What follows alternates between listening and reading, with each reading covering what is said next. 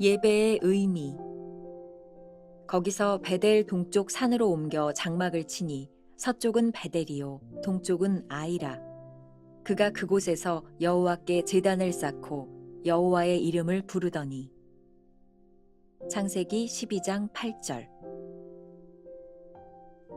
예배란 하나님께서 우리에게 주신 가장 좋은 것을 다시 하나님께 드리는 것입니다. 당신이 가진 최선의 것으로 무엇을 하겠습니까? 하나님의 축복을 받을 때마다 사랑의 선물로 하나님께 그 축복을 다시 돌려드리십시오. 하나님 앞에서 그 축복들을 세어보며 감사하고 진정한 예배로 주님께 그 축복을 돌려드리십시오. 만일 자신만을 위해 하나님께서 주신 축복을 쌓아놓으면 마치 쌓아놓은 만나가 썩었듯이 그 축복은 당신을 영적으로 메마르고 썩게 만들 것입니다. 하나님께서는 당신 자신만을 위해 영적 축복들을 붙들고 있는 것을 허락하지 않으십니다. 주께서 다른 사람들에게 그 축복을 또 다른 축복으로 만드시도록 그 축복은 주님께 예배로 드려져야 합니다. 베델은 하나님과의 교제를 상징하는 반면 아이는 세상을 상징합니다. 아브라함은 그 둘 사이에 장막을 쳤습니다.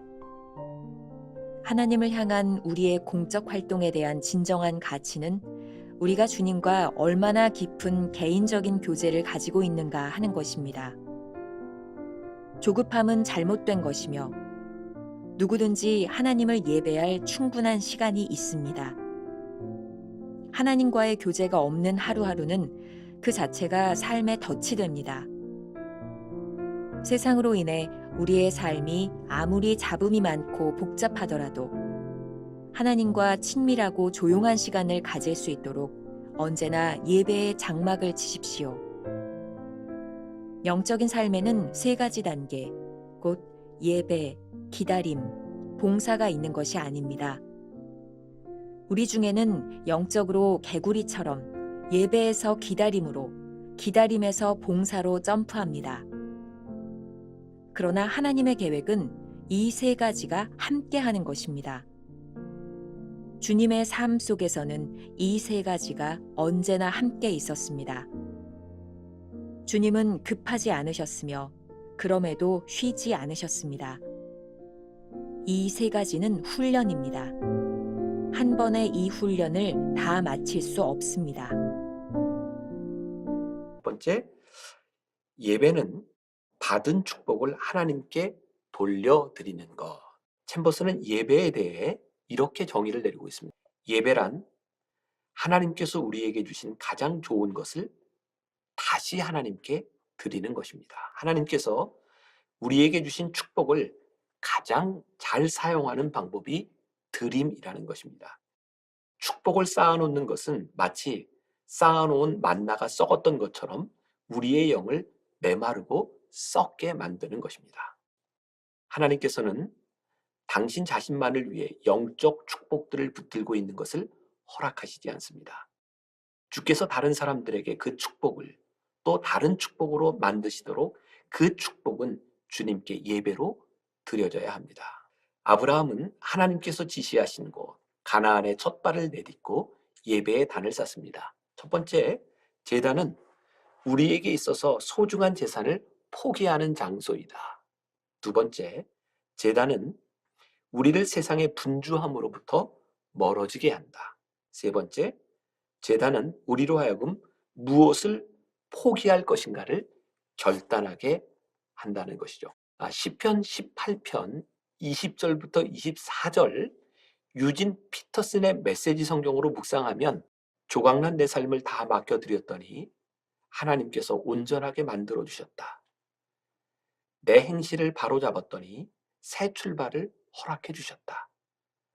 나 이제 하나님의 도에 늘 정신을 바짝 차리고 하나님을 예사롭게 여기지 않으리라.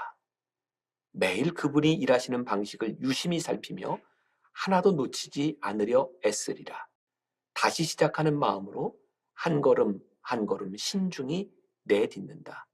내 마음을 열어 보여드리니 하나님께서 내 인생 이야기를 다시 써 주셨다.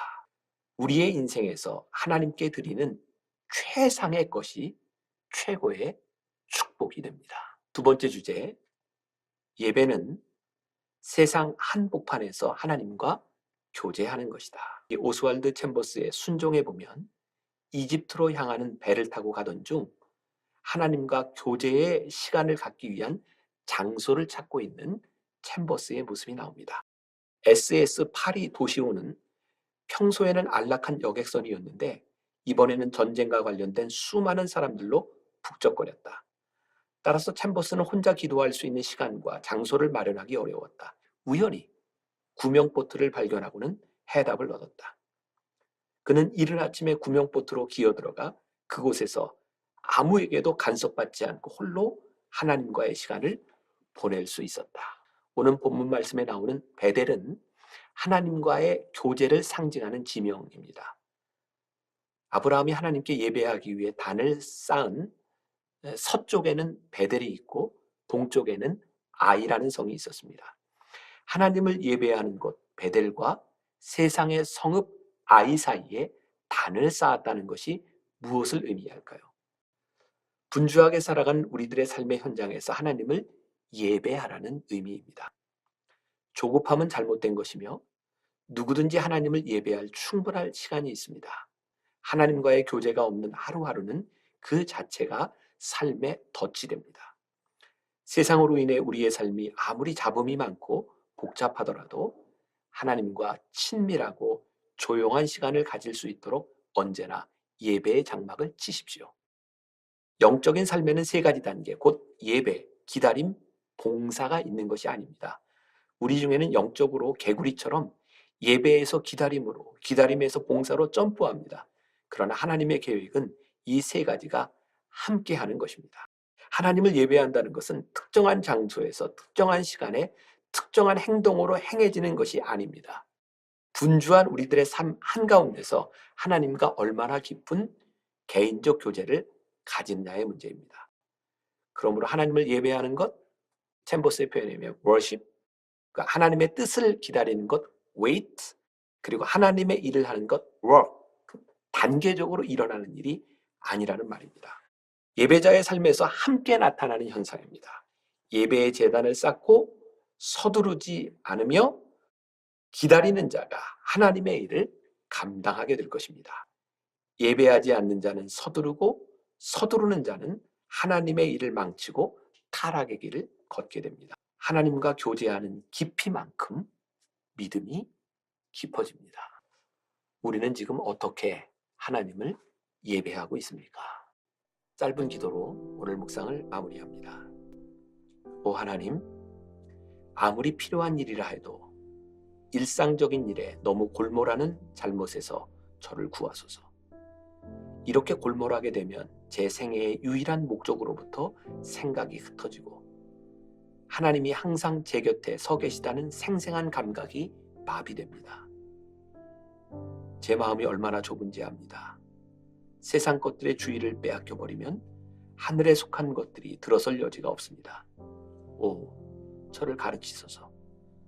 무슨 일을 하든 마음을 다 빼앗기지 않으므로 만물 안에서 하나님을 보도록, 그 안에서 계속하여 저를 보시며 감찰하시는 하나님을 보도록 가르치소서. 그리하여 주님을 사랑하는 데 필요한 영혼의 자유를 잃지 않도록 저를 가르치소서. 아멘.